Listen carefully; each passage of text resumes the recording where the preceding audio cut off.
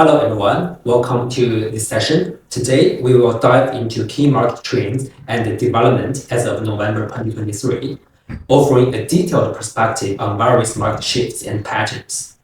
And then let's start with our first topic in the energy storage sector.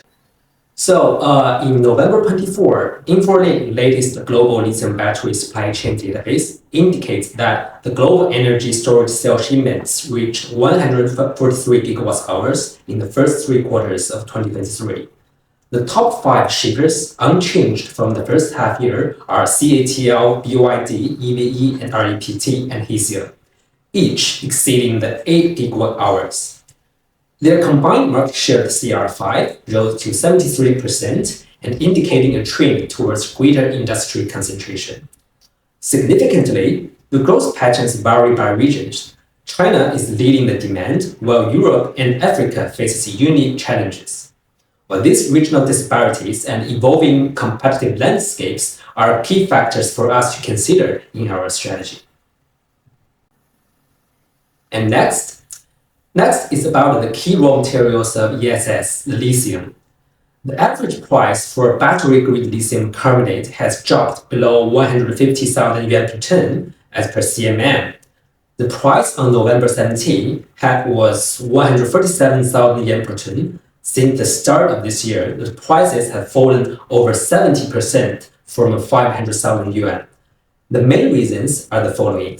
The first is supply has surged due to industry expansion, leading to the high inventories. And second, the demand remains weak, with downstream production based on subdued first quarter expectations for new energy vehicles and energy storage. The companies are reducing lithium carbonate inventories and showing low interest in spot purchases. Supply continues to outpace limited demand growth. And thirdly, lithium mine pricing models are shifting to monthly pricing, further driving down the lithium prices.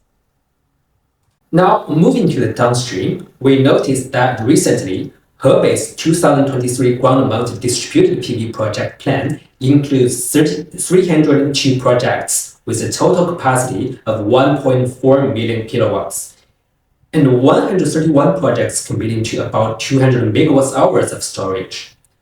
Nationwide, more than 10 regions have set distributed PV storage requirements. However, the challenge persists.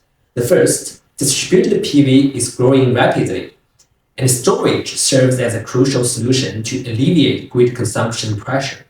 From January to September 2023, China's new distributed PV installations reached 73 million kilowatts, accounting for 64% of the total installed capacity.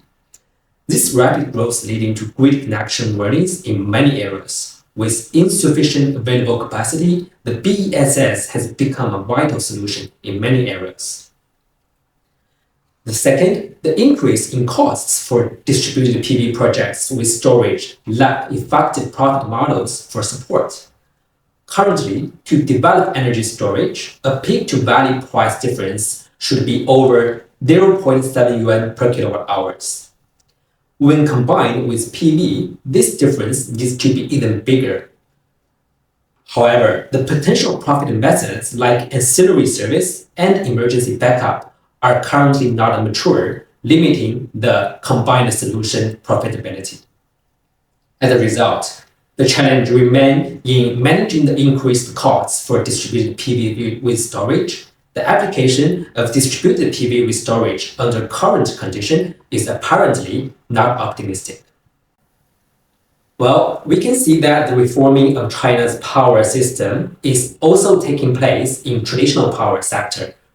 On November 10, China's NDRC and NEA announced a new capacity pricing mechanism for coal power. Operational power units in compliance will implement this mechanism with dual-part tariff policy for thermal power generation, take effective from 2024. The energy price will be determined by the market, while the capacity price is determined by recovering a specific portion of the fixed costs. The capacity mechanism ensures the power system stability and complements the spot market. Establishing a capacity price mechanism for thermal power allows recovery of a fixed cost, stabilizing the industry, and it helps coal power units shift from electricity generation to ancillary service role in the future. And that getting China move towards a less coal independency and greener power structure. Well, in the following part, let's have a look at the global market. The first piece of news comes from the California, United States. We noticed that the curtailment of the renewable energy, particularly solar generation, is currently on the rise in California, according to the Energy Information Administration (EIA). In 2022, the California Independent System Operator CAISO curtailed 2.4 million megawatt-hours of solar and wind generations. The solar accounts for 95% of that total.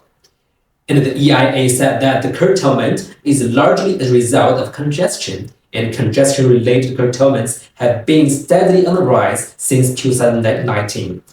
And solar generation's addition outpaced transmission and storage addition.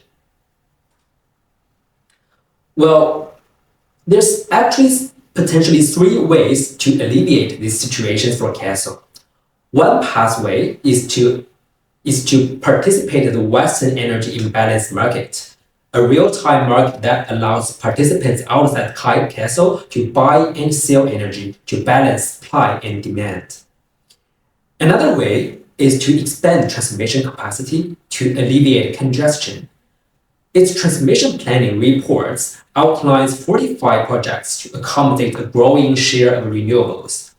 The look-ahead plan is adding significant capacity to meet the 40 gigawatts of generation capacity expected to be added to the system over the next 10 years.